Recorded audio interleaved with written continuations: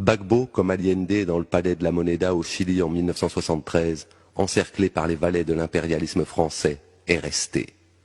Là où tout le monde se serait enfui, Gbagbo est resté, avec sa femme, ses enfants et sa mère, parce qu'il est le seul président reconnu par la Constitution ivoirienne, parce qu'il n'a pas un appartement qui l'attend à Londres, à New York ou à Paris. Et pourquoi risquer l'arrestation s'il avait des milliards dans les banques suisses? Il est resté pour vivre jusqu'au bout la tragédie du roi Christophe, et pour qu'enfin le masque tombe et que l'on découvre Ouattara, l'homme qui arrive au pouvoir dans un char français, le président de l'ONU, celui qui, comme sa femme, est un étranger à la solde des puissances de l'extérieur. Car qui d'autre qu'un étranger, plutôt que de procéder au recompte des voix que Gbagbo appelait de tous ses vœux, aurait fait appel à une armée de mercenaires pour tirer sur son peuple? Je revois Gbagbo, assis sur son lit, désabusé, livré par la France aux zouaves noirs qui, derrière lui, sont en train d'humilier Simone, sa femme. Et son regard dit la dernière phrase de Gabriel Péry, devant le peloton d'exécution de l'occupant allemand. « Imbécile, je meurs pour vous ».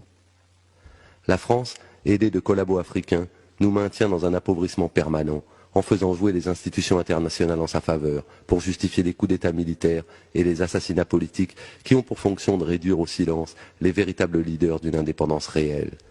Elle a forcé l'organisation d'élections dans un pays divisé par une rébellion armée qu'elle manipulait en sous-main, pour bourrer les urnes et nous imposer son négrier Ouattara, le grand ami de Compaoré, l'assassin de Sankara.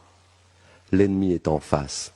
Hier, c'était un chasseur d'hommes avec son chien, son filet, sa muselière. Aujourd'hui, il est noir comme vous. Il porte un costume, mais il est toujours à la solde de la France. Et croyez-moi, les enjeux financiers en valent la chandelle. Ces enjeux, Mamadou Koulibaly, président de l'Assemblée nationale ivoirienne, les a expliqués dans un livre, La guerre de la France contre la Côte d'Ivoire, que les nègres, comme d'habitude, ne liront pas, parce qu'ils préfèrent se référer à la presse française, qui selon eux est plus crédible puisqu'elle est blanche. Cette presse française, très habile à mal poser les problèmes pour mieux légitimer les ignobles réponses qu'elle y apporte. Or, que peut-on attendre d'un journaliste lorsqu'il travaille pour Bouygues ou Bolloré?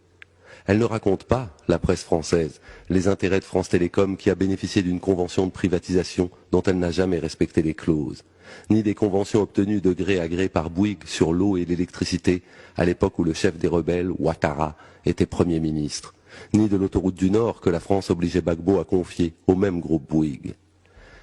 Elle est belle l'Afrique, avec ses héros morts que l'on célèbre et qui ne sont plus que des noms de rues, des places publiques et des boulevards à putes en banlieue parisienne. Il n'est plus utile de gloser sur les résultats réels des élections ivoiriennes. Il est clair aujourd'hui que la France, comme jadis au Biafra, est le véritable instigateur de la rébellion en Côte d'Ivoire, puisqu'elle s'est battue à sa place dans la bataille d'Abidjan. Pauvres nègres, réduits à nos folklores et nos querelles de poux autour de nos indépendances nominales, que les négriers français, avec la complicité de nos États, redéfinissent au gré des circonstances. Nos réactions ne surprennent personne, bien au contraire. À l'heure où le monde arabe, dans un immense élan fraternel, se révolte contre les dictatures que lui a imposées la CIA depuis 30 ans, les nègres que nous sommes courbent l'échine et acceptent le diktat français.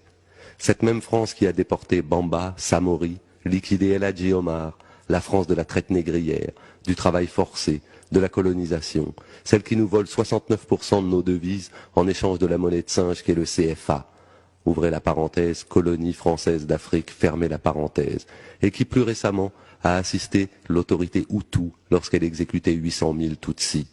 La France qui bourre les urnes au Gabon et au Togo, celle qui chasse l'Issouba du pouvoir pour s'emparer du pétrole congolais, cette même France qui humilie vos frères et sœurs tous les jours dans toutes les préfectures de France et de Navarre, vous demande de croire aux canulars montés de toutes pièces par la diplomatie française et les flics de la presse, et en bon nègre, vous courbez les chines.